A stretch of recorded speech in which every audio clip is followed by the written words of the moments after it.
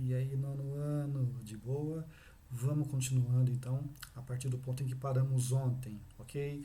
É isso aí, muito foco e bons estudos. Vamos lá. Bom, é o seguinte: nós vimos ontem essa importante questão que era a crise que tem início a partir de 1929, tá? Vamos tentar retomar uns conceitos aqui, ó. Imagina o seguinte: a Primeira Guerra Mundial, que começa em 14, opa, e termina em 18, foi muito útil para a economia americana. Nós falamos isso, não é? Porque os americanos exportavam armas para os dois lados em conflito, tanto para a Tríplice Aliança quanto para a Tríplice Entente. Legal. Então nós vimos que no imediato pós Primeira Guerra Mundial, a economia americana se transformou na maior economia do mundo, dominando economicamente praticamente o mundo todo, tá? Então nós temos que entender o seguinte, ó, nesse imediato pós Primeira Guerra Mundial, a economia americana se torna a maior do mundo, se transforma na mais importante economia do mundo e começa a rolar o fenômeno consumista nos Estados Unidos. Então, muita gente no imediato pós-guerra tem emprego, as rendas estão muito boas, né? Só que isso meio que mascara os problemas que realmente estavam acontecendo. Vamos tentar entender de que forma essa economia, que era a maior do mundo então, dominava, tinha hegemonia econômica sobre todo o mundo, como é que ela pôde entrar em colapso e chegar a uma crise sem precedentes na história, ok? Vamos lá então. Ó. Então vamos entender o seguinte: apesar desse boom econômico, nem todo mundo tinha acesso à riqueza. Tá? Entendam que 90% de toda a riqueza nacional dos Estados Unidos na época pertenciam somente a 13% da população. Ou seja, havia uma enorme concentração de renda nas mãos de muito poucas pessoas. Outro ponto importante: se no imediato pós-guerra havia ainda emprego para todo mundo, a economia vai começar a adotar a mecanização em massa. E isso, lógico, começa a cortar empregos. Então começa a aumentar gradativamente o número de desempregados. Tudo bem? Vejam só. Então, enquanto a produção crescia de forma muito acelerada, o desemprego também crescia. E toda economia depende de um certo número de empregos para poder vender aquilo que produz. Então, se você tentar enxergar essa questão com lógica, você já nota que alguma coisa de ruim vai acontecer. Porque se você produz muito, você precisa vender, e o mercado interno é muito importante também. Só que para que haja um mercado interno, é importante que haja empregos. Ok? Legal. Outro problema importante: lá na área agrícola, há uma certa modernização também, tá? Que é feita a partir de empréstimos. E alguns nem sempre podiam ser pagos. Então você nota que a indústria se moderniza às custas de empregos. A indústria se moderniza aumentando o nível de desemprego.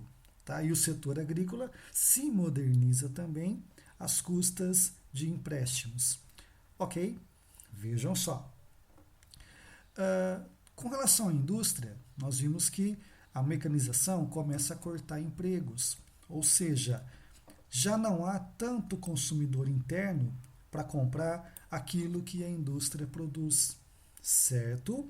Legal. Outro ponto importante: se o seu mercado interno não dá conta da demanda de produtos, você vai buscar no mercado externo os seus compradores.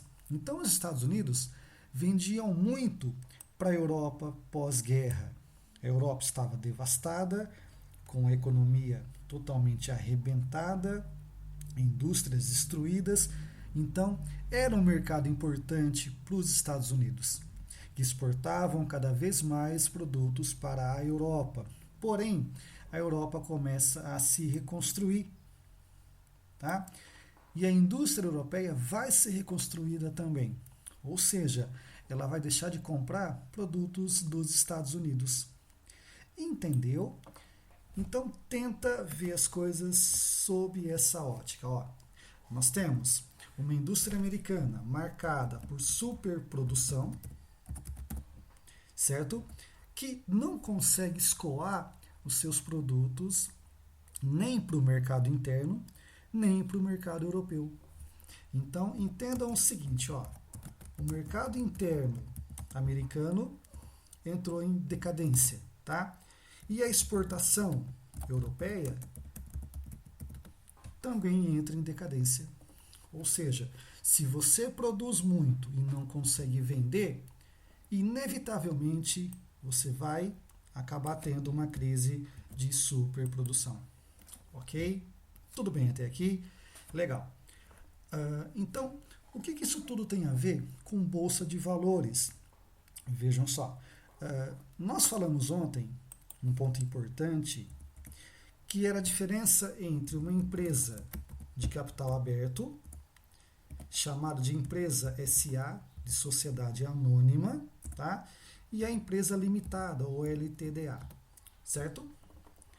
Uma empresa SA funciona com capital aberto,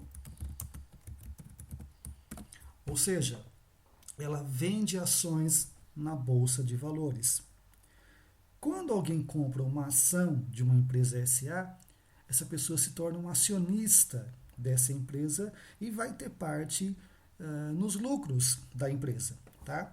Então, uma empresa SA é aquela que vende ações na Bolsa de Valores. Tudo bem? Uma empresa SA vende ações em Bolsa de Valores. Uma empresa limitada não.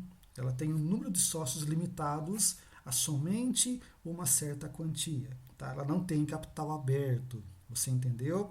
Caso haja dúvidas, a gente vai estar à tarde para tentar solucioná-las. Ok? Muito bem. Então vejam só.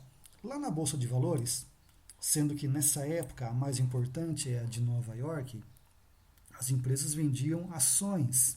Tá? Então muitas vezes, ó, o comprador, a pessoa comum, comprava uma ação esperando que ela tivesse um valor maior ao final de um certo período. Tá? O que aconteceu? Quando começa a rolar a crise de superprodução, muita gente que tem ação vai tentar vendê-las. Então ninguém mais quer ter ação de empresa, porque a empresa está produzindo muito, mas não está vendendo. Ou seja, muita gente vai tentar vender a ação que possui, tá? Mas não vai encontrar comprador. E aí, nós temos um ponto importante aqui, tá? Que eu derrubei alguma coisa, que é a chamada lei da oferta e procura. Ou seja, se você tentar vender alguma coisa e o mercado estiver saturado desse produto, o valor dela vai cair. Tá? É por isso que banana custa tão barato e ouro é muito caro. É a lei da oferta e procura. Tudo bem? Vejam só. Todo mundo vai tentar vender a sua ação e a maioria, não vão encontrar compradores e aí acontece o crash ou a quebra da Bolsa em Nova York. Todo mundo quer vender as suas ações, não conseguem e o valor das ações começa a cair. E é nesse momento que muitos impérios bilionários literalmente viram pó. Ok? Estamos falando de 1929, quando essa crise de valor de ações atinge o seu auge. Tudo bem até aqui? Tudo em ordem? Vamos lá então. Então vejam, Em outubro de 29, 24 de outubro, acontece a famosa Quinta-feira Negra, tá? Quando há a primeira grande queda. Dias mais tarde, 29 de outubro, acontece a Terça-feira Negra, quando a queda no valor das ações atinge o seu auge. Então você nota aqui, ó, muitos acionistas reunidos ali em Wall Street, em Nova York, para tentar vender as suas ações a preço de banana e a grande maioria não vai conseguir. Resultado, olha a imagem do lado aqui, ó. Temos um investidor que até a véspera era aí multimilionário e de um dia para outro perdeu tudo o que tinha. Tudo bem? Entendido? Legal. Vejam só.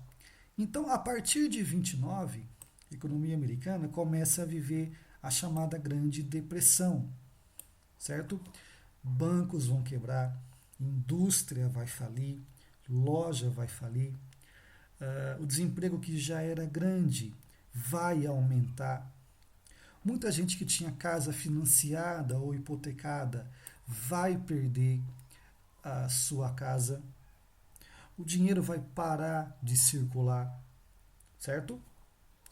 Lá no campo, onde a produção também era muito alta, essa produção vai ficar encalhada por falta de compradores e muitos alimentos vão ser perdidos, vão estragar em armazéns, certo?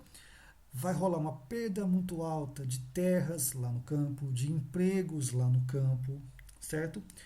O presidente da época, chamado Herbert Hoover, ficou meio que de mãos atadas porque ele achava que a economia iria se recuperar por conta própria.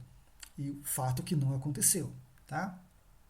Resultado, uma crise econômica que até então estava limitada aos Estados Unidos se transforma agora numa crise mundial, certo?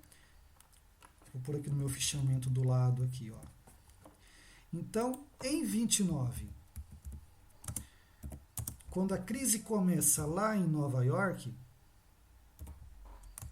afinal Nova York é o epicentro dessa crise, a crise começa ali e acaba se espalhando pelo mundo todo.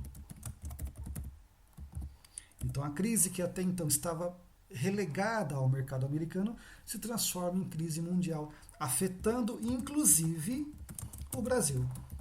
Já já a gente vai ver isso com mais detalhes. Tudo bem? Vamos lá. Vejam que até então os Estados Unidos eram os maiores credores mundiais, emprestavam para todo mundo, né?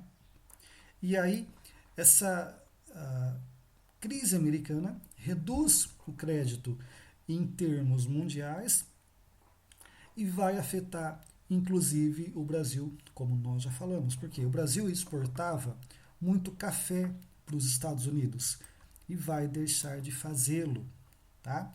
Então a crise que começa em Nova York se espalha pelo mundo, chegando até o Brasil, ok? Tudo bem? Vejam que num cenário pós-29, entendam, vejam na tabela como o nível de exportações vai cair de 5,2 bilhões, para 1,6 bilhão, tá? De mais de 4 bilhões de importações, vai cair para 1,32 bilhão, ok? Vejam essa imagem aqui, uma imagem muito famosa que correu o mundo à época, que você nota pessoas que muitos aqui eram investidores, muitos aqui eram empresários, na fila para pegar comida gratuita, uma fila de sopa, tá? Lá em Chicago dos anos 30. Tudo bem? Tranquilo? Vejam só. Então a repercussão da crise vai chegar no Brasil também. Afinal, nós exportávamos muito café para a economia americana, que vai deixar de comprar o nosso café, tá? Ou seja, já que não dá para vender o café para os Estados Unidos, a economia do Brasil vai entrar em crise também. E o excedente de café vai ser queimado. Vejam só essa foto feita em 31 onde o próprio governo autoriza a queima do excedente de café. Tá? Aqui, pertinho, aqui em Santos, no estado de São Paulo. Tudo bem? Tranquilo até aqui? Legal. Vejam só. Então, a crise mundial vai afetar o Brasil, principalmente por conta da produção e venda de café. Tá? E aí, vai surgir um líder nos Estados Unidos chamado Franklin Delano Roosevelt, que vai criar um programa chamado New Deal. Um programa feito, pensado para que haja uma recuperação da crise econômica. Esse assunto eu trato na nossa próxima aula. Beleza, pessoal? Então, por enquanto, é isso aí e a gente volta daqui a pouquinho.